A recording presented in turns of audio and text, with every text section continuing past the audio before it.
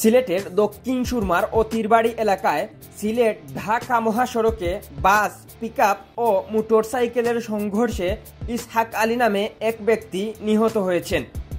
তিনি মোটরসাইকেলটির আরোহী ছিলেন। এই দুর্ঘটনায় আহত হয়েছেন আরও 4 জন। বৃহস্পতিবার 27 ফেব্রুয়ারি বেলা 1:30টার দিকে এ দুর্ঘটনা ঘটে। নিহত ইসহাক আলী সিলেটের বিশ্বনাথ পৌরসভার 6 নং ওয়ার্ডের হাবড়া এলাকার মৃত আব্দুল ওয়ালিদের ছেলে।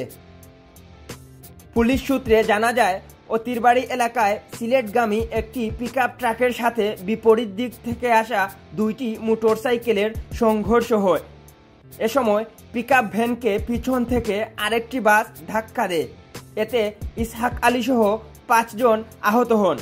তাদেরকে সিলেট MAG উসমানী হাসপাতালে নেওয়া হলে কর্তব্যরত চিকিৎসক ইসহাক আলীকে মৃত ঘোষণা করেন।